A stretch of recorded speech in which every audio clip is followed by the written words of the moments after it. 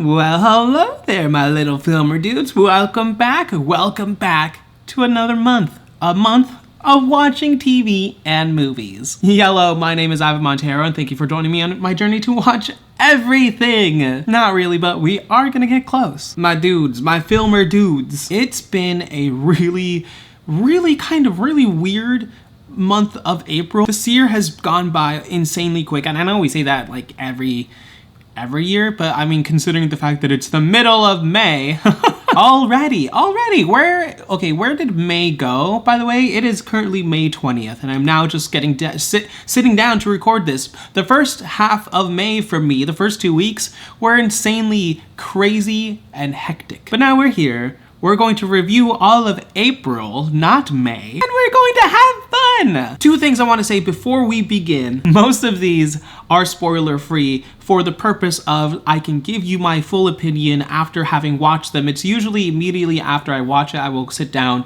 and type up my thoughts or type up my thoughts depending on where I am. And then I'll go back and polish it later and even like think about it a couple days later. But these are my thoughts and my opinions and my genuineness about these shows. I think people should have the most spoiler-free experience ever. It's why like nowadays I don't even watch trailers to shows. I just sit down and hit and watch. The trailers that you see me watch online, those are pretty much the only trailers that I ever watch. I don't really watch other trailers because I like to be as unspoiled as I possibly can when I'm consuming something, because I want to see all the twists, all the things that have been planned for the directors, from the creators to us, the audience. So these are spoiler-free. This is a spoiler-free review for everybody. The second thing I wanted to say is that I wanted to do a monthly average, but seeing as I'm watching random episodes in the caught up tab, the math is just gonna get quite insane for me. So we're just gonna wait till the end of the year. We're gonna have a big, massive number, just a daunting number telling me, Ivan, you are watching unhealthy amounts of TV. Oh well. Okay, so what I'm actually going to do is I'm going to spend no time in the master timeline, because I mean, we've all seen it, we've all been here. We're actually going to spend time we're going to go down the order of these tabs down here at the bottom. But first, the reason why we're in the master timeline is because I actually want to go over this bad boy right here. I absolutely forgot to add animal control to the caught up, kept up with, and finished tabs for all of March. So I'm just gonna say my initial thoughts, because I do remember my initial thoughts, because at the time of this recording, it has concluded, and oh boy, we have stuff to talk about. When? Oh yeah, in May. But I just wanted to say that animal control started out, it started out decently. But as time went on in the month of March and even in April, I kind of just fell in love with the quirkiness and the charm of this show. That's really all I'm going to say about it right now. I enjoy it. It stars Joel McHale. We are now going to jump into the Disney Plus tab. We have concluded 2 Disney Plus shows. Just two? Yes, 2 Disney Plus shows. I honestly feel like there should have been more at this point, just because we're used to the Disney Plus, as if it's like some type of like mafia or something. It's the Disney Plus. No, we're so used to Disney Plus feeding us so much Marvel, Star Wars content in great succession. Whether those have been good or not, that's for you to decide. And they are saying that they are pulling back and they're going to concentrate on the quality of content rather than the quantity of it. So that's phenomenal. Thank you, Bob Iger. But we did finish 2 of them in the month of April. The first one being Bad Batch Season 2. I know this show ended like 2 months prior to this, I believe. Or maybe a month and a half prior to this. But my friend and I, we just were able to watch it every single week like we had planned.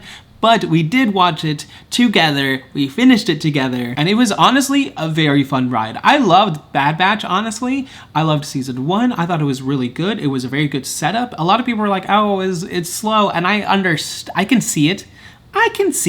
But I love character-driven stories. I love it. So to me, it wasn't really, it was more interesting on a psychological track rather than an entertainment track. I really did like Season 1 for that reason. But Season 2 Season 2 started off really weird in my opinion, but it quickly picked up speed. Episodes 1 through 3, I would even say maybe even 4 were like, okay, I guess this is how it's gonna be. But it wasn't. It got even better. It got so good so fast. All in all, I think that The Bad Batch season 2 does get a 9 because it did get insanely good towards the end. And I'm so excited for their third and final season. This season truly did feel like a Act 2 type of season. So think of it as Season 1, Act 1, Season 2, Act 2, and Season 3, that's gonna be our climax. Oh boy, am I excited! Then we have The Mandalorian Season 3. I did do reactions to these, so you can go ahead and watch my reactions to all of those. And I'm gonna have my Mandalorian Season 3, Episode 8 rant review. My recording failed when I watched the episode for the very first time, and I thought about maybe re-reacting to it, but I hate disingenuity especially when it comes to reactions. I'm real. I mean it when I say it's my first time reactions. It's my first time reacting. I'm not lying to you. So instead, I made a mini rant because I was frustrated, and then I did a review on it because it was so cool. So you guys can go ahead and watch that. But as this whole season, I think I can only give it an 8.5, which is being generous, honestly. But I like The Mandalorian. But you know, I'm giving justifications for things, but again, this is a spoiler-free review, so you're just gonna have to check out my rant review because I touch up on a little bit there. So, yep. So now we are in the Road to Newly Me era. So note that I kind of changed the title to this. It used to be the Newly Me era, but not anymore. It is now the Road to Newly Me, because I don't really feel like this era was fully a Newly Me. It's definitely I'm getting to that. I'm getting to the place where I want to be who I want to be. So that is what this year journal has essentially been. But with that being said, next month you're gonna be introduced to a brand new era, because this era, this Road to Newly Me era, has concluded with April. So let's go ahead, let's dive into the Road to Newly Me era, the month of April. Okay, let's see here. How I Met Your Mother rewatch. I saw this 10 years ago, and let me say, it was like watching it for the very first time, because I've forgotten a lot of things, so it was wonderful. 10 out of 10, perfect show. But this is where the spoilers begin. So if you don't want to be spoiled in any way, I mean, this show is so old. If you haven't heard by now, and you're wanting to watch the show, then great, go watch it. What are you doing? It's on Hulu. But if you don't care about spoilers or whatever, just proceed. But if you don't, follow the chapter times. You'll be good. You'll be good. All right, so everybody gone? Everybody away who doesn't want to be spoiled? Cool, I'm gonna go ahead and read what I wrote. So upon rewatch, since I know where everything was going, since I remember very vividly the ending, because I honestly liked the ending the very first time, but since I knew where it was going, and I know Ted Mosby's whole point was, I see now that this show really does have the most perfect ending. Just hear me out. The nuances and the subtle tiny hints that they had throughout the entirety of the show, basically spelling out for us that Ted would end up with Robin by the end of it. The finale is just so nice, because that's life. That's real life. Sometimes you just carry a torch for someone and it may not work out then, but years later down the road, it does. It's beautiful. Life is a fairy tale, and often we do miss our chances, but sooner or later, they come back just to give us just one more opportunity. We make mistakes that causes us to lose what we should have had, but because of fear, we don't get to enjoy it. Yeah, this kind of makes it seem like the mother was kind of just there and had very little value to Ted, but I mean, we know that wasn't the point. We know the whole point was Ted and Robin. Sure, the show is called How I Met Your Mother, and these producers, the show writers, the creators pulled a giant wool over everybody else's eyes, but I knew. Even from the first watch, I was a Ted and Robin, go for it person. And when Tracy came along, I was like, yeah, I mean, that's great, but Ted and Robin. And then when they ended up together, I was just like, yes. But no, I can totally see why everybody's points. I did watch the alternate ending ones, and honestly, that would have been a good ending. But to me personally, because I know that this point was Ted Mosby, then I can't unsee it. I can't unsee it. It's good. It's good. I mean, if you've never carried a torch for someone or lost who you think is your true soulmate, then you won't really understand Ted Mosby or why he loves Robin so much, no matter who else comes along. I understand Ted. And I honestly encourage you to binge all of this show with open eyes, knowing how it ends, and look for those subtle cues and that old Ted drops to his children about love, about Robin, hinting about the future, all of that. You see it a lot better when you do binge it, but a lot of people, I mean, it was a 9-year show, so a lot of people probably forgot a lot of the things that happened, and so they were just focusing on the mama. They wanted to see the mother, which is valid. I wanted to see the mother too, but I was hoping it was going to be, I don't know. I actually don't know, because they established it wasn't Robin. Anyway, the season finale is the finale, and either you liked it or you didn't, or you liked the alternate ending more than this one, or this one more than the alternate ending. Doesn't really matter. They both exist for your own headcanon, but honestly, for me, ladies and gentlemen, my favorite sitcom of all time, How I Met Your Mother. 10 out of 10. In fact, probably 100 out of 10. Could always rewatch any episode anytime. What a good show! Next, there is Wilfred, another rewatch. So, like I said previously in the other month reviews, that Wilfred and How I Met Your Mother were kind of comfort shows for me, and I rewatched them. But for Wilfred, I almost stopped watching it because I was like, I think I'm fine. I kind of want to continue with other things. But I said, nay, I'm going to rewatch all of it because I did want to watch it since I saw it also like 8-9 years ago. Wow, so long ago. But Wilfred is a 9 out of 10. This one was really interesting for me because I love psychology.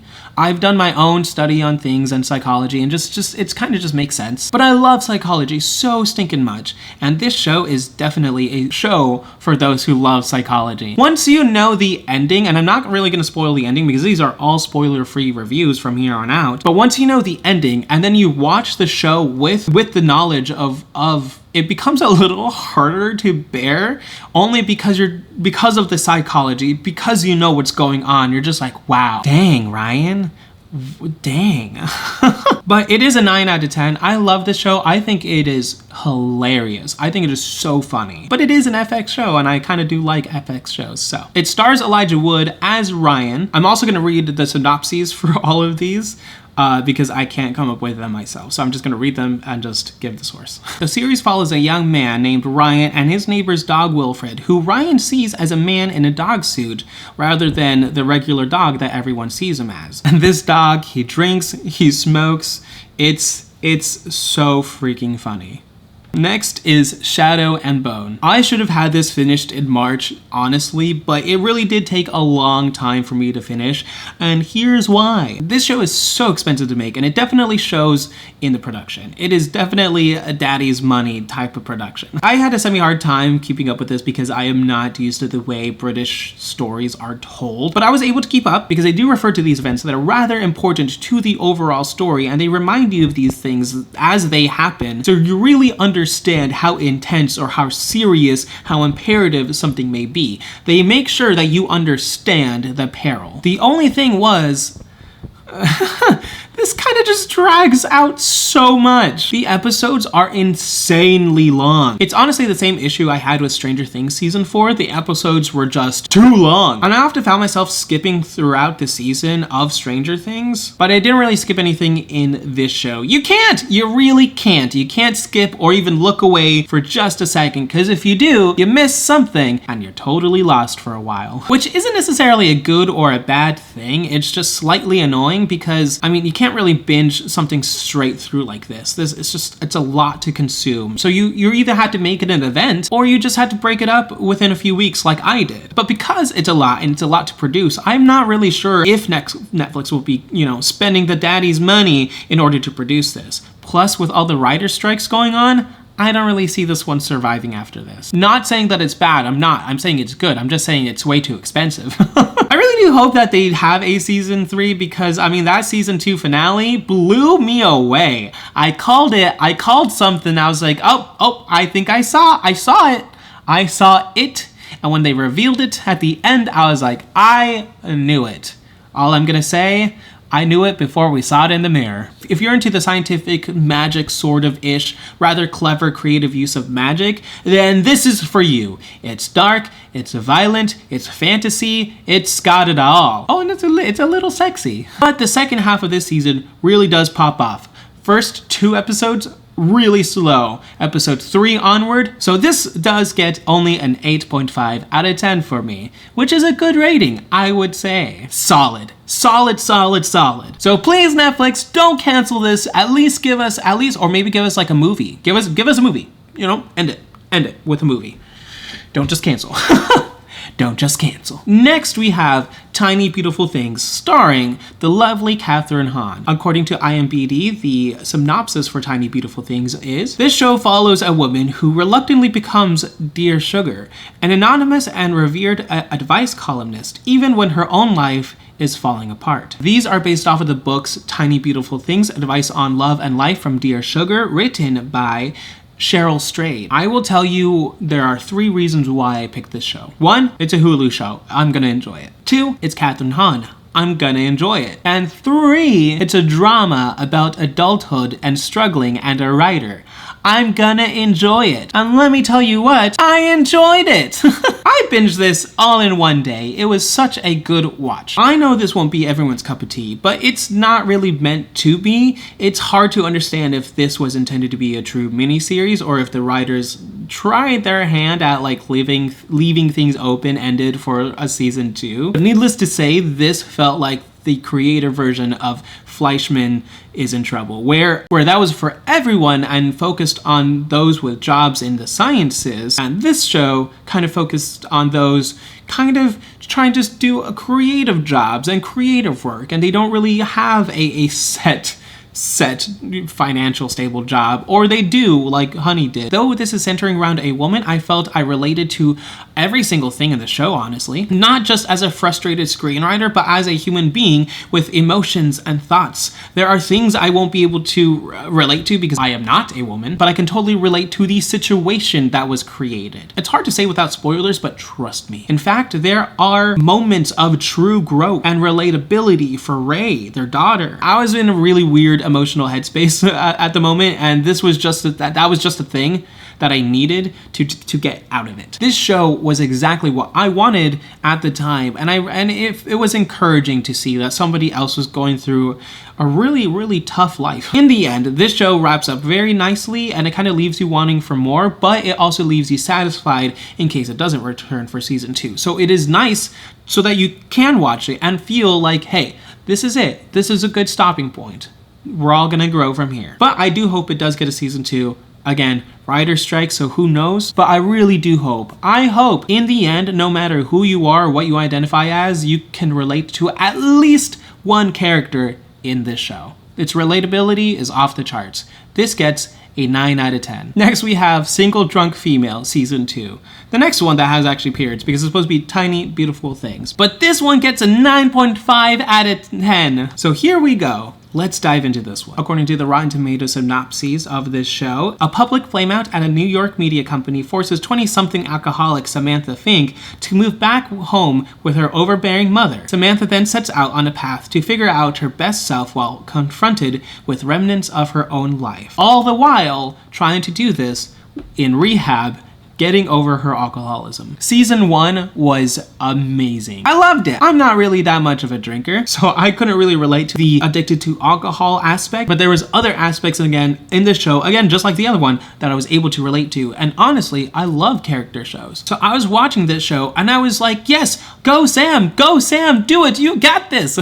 All through season 1, I was rooting for Samantha, and whenever, something was like amiss, awry, I was like, no, say it's not so. But season 1 came and went, and now season 2 is here. This time, season 2 came out as a bingeable season, opposed to season 1 where you had to come back weekly. I kind of actually enjoyed coming back weekly for Single Drunk Female when it was coming out in season 1. However, having it be a bingeable show does it wonders, because not many people would probably trust this show because they don't know it.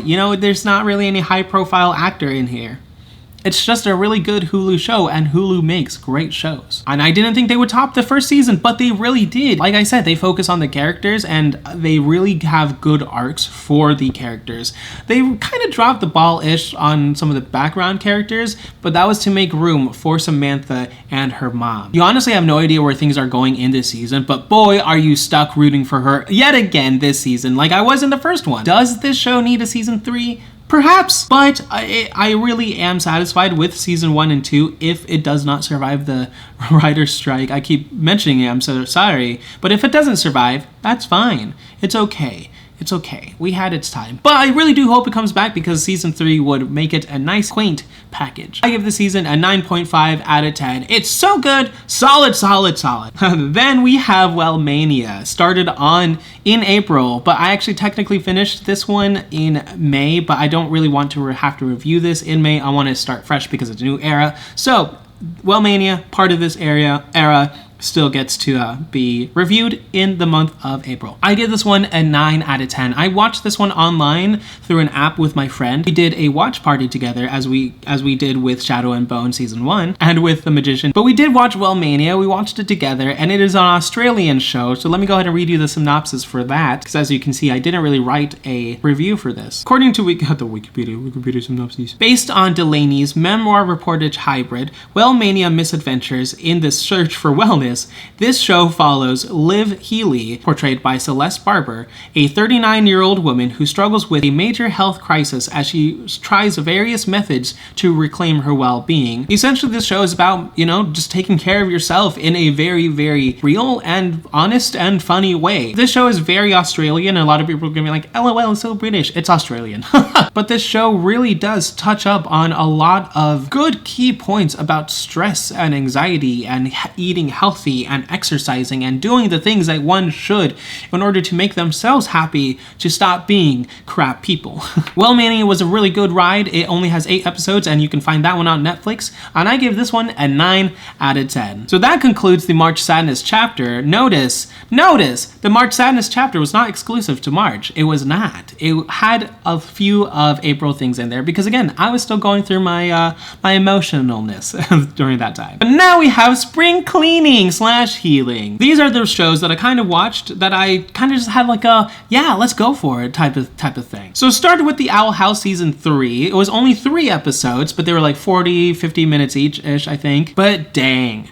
Oh my gosh. They really didn't have to go that hard in the final season, yet after being unfairly canceled, yes, yes it did. And it very much delivered. The Owl House follows Luce, a self-assured teenage girl who accidentally stumbles upon a portal to a magical world where she befriends a rebellious witch, Ida, and an adorably tiny warrior, King. They go on many, many magical adventures as Luce figures out and learns how to be a witch herself. So if you're not caught up in season 2, season 3, that's fine, no spoilers here. But for a kids show, it's kind of quite adult. And I think the ending and the natural way they include certain themes that certain groups would not really care for or would claim that it's just agenda forward was very well handled in my opinion. And I honestly loved this ending. I love this ending. Like as mentioned, this season only has 3 episodes, but a lot happens in these 3 episodes. It really feels like they're a bunch of 20-minute episodes put together, so you really feel like you're watching way more than 3 episodes. They do this because they kind of had to cover a lot of ground to tie up any loose ends that they had from previous seasons 1 and 2, where Amphibia's ending had me in absolute tears and I was actually sobbing. This one just purely had me smiling. I was happy.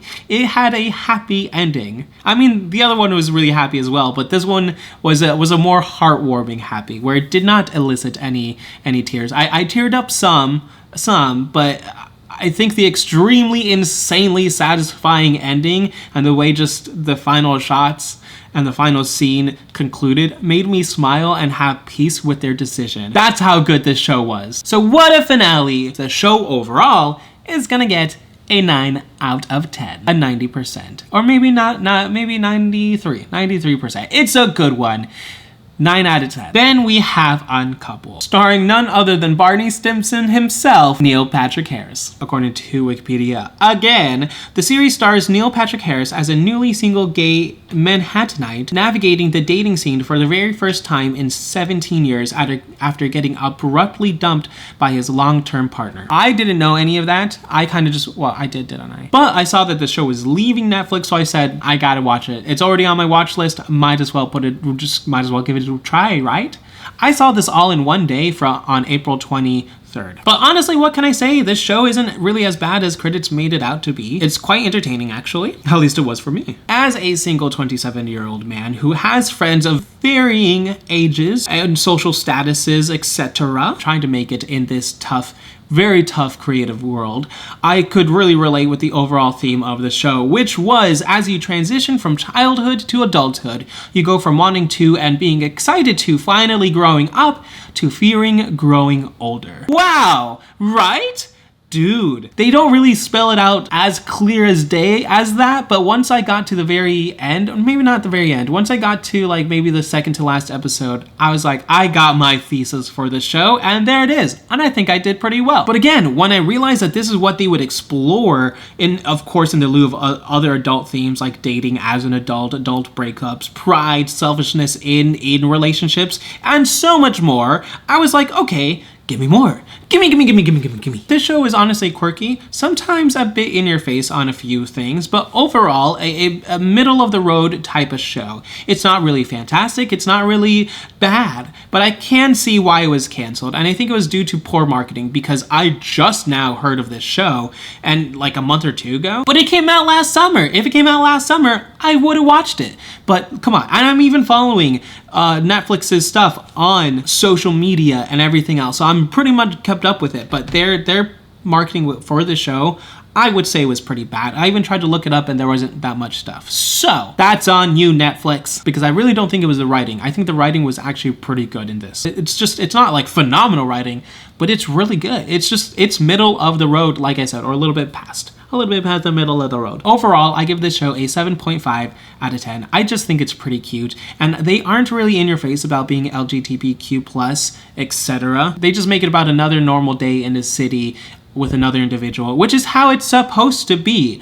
Everything is normalized and it's wonderful. Very refreshing, 7.5 out of 10. Finally, we have The Night Agent. FBI agent Peter Sutherland is thrown into a vast conspiracy about a mole at the highest levels of the United States government. To save the nation, he plunges at a desperate hunt for the traitor while protecting former tech CEO Rose Larkin from the people who murdered her aunt and uncle. This show was created by Sean Ryan, based on the novel written by Matthew Kirk. This show stars Gabriel Basso, and let me say this, step aside, Jack Bauer, move over, Jack Reacher. There's a new pretty boy action hero coming to save us all from evil and corruption, and his name is Peter Sutherland. Honestly, whoa. The Night Agent was originally intended to be a one-season limited series, but it did so well for great reason that Netflix renewed it for a second season. Reportedly, the second season will feature a new location and new cast, but let me just say that if my boy Peter Sutherland does not come back, and does not come back with Rose Larkin, by the way, if those two people do not come back for any stupid reason at all, and any reason at all would be stupid, I'm gonna be upset and I may not watch it.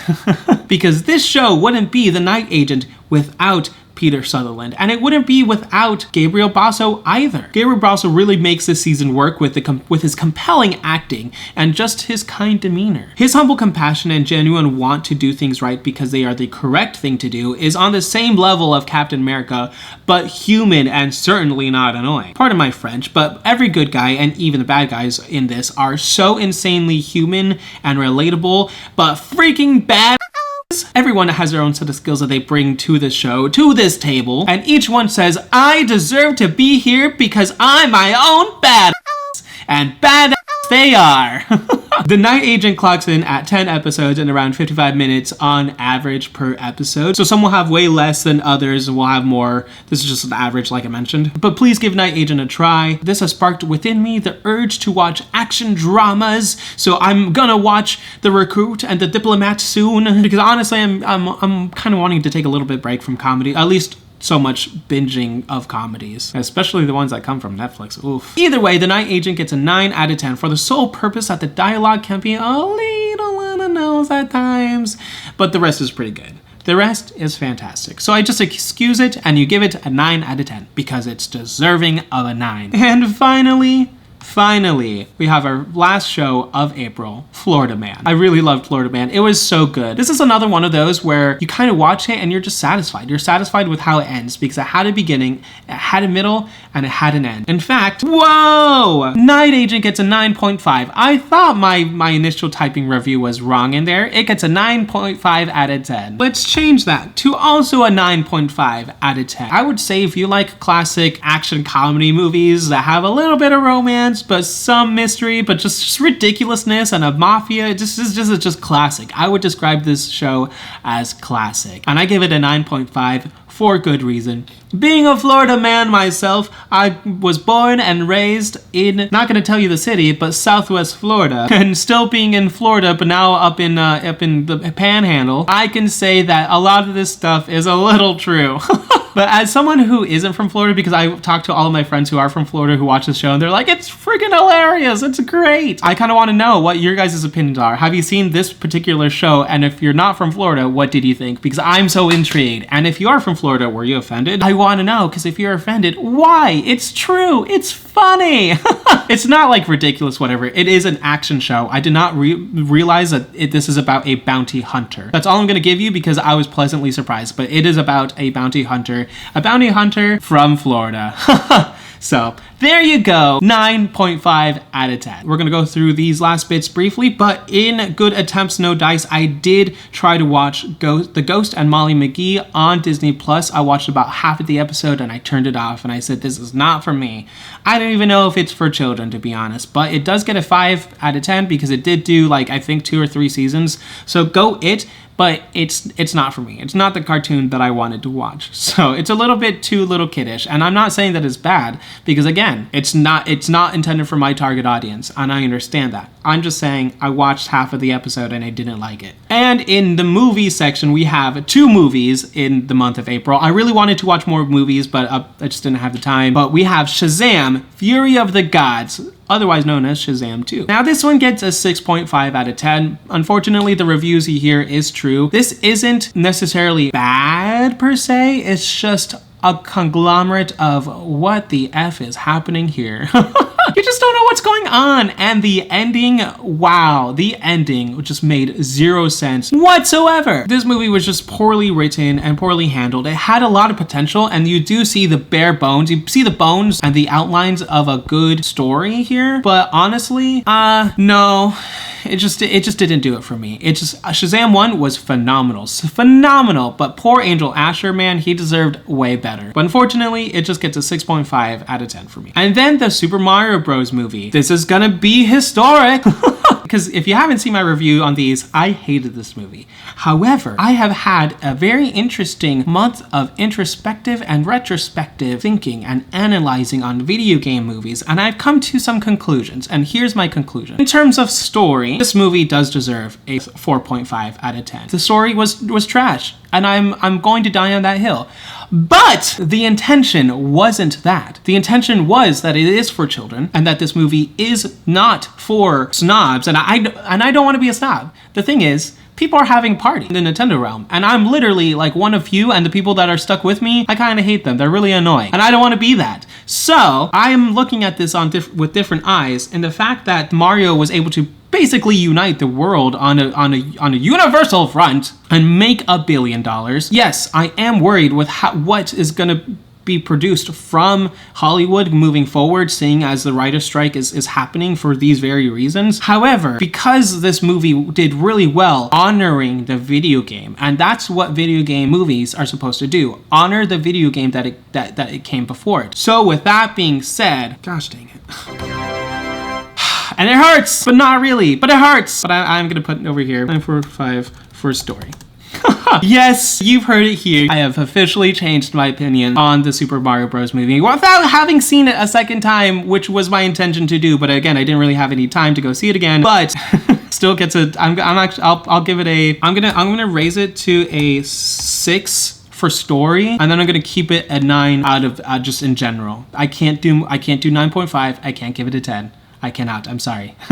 I do think this movie had way more potential, but in terms of accomplishing its goal, which was making the video game people happy and everybody else happy, just being a very fun ride. Because again, I would always tell you that this movie is a fun ride. Just the story is atrocious, and I hate it so gosh dang much. But everything else, down to the music, down to the characters, down to the acting, all of it done very insanely well. Except for Jack Black.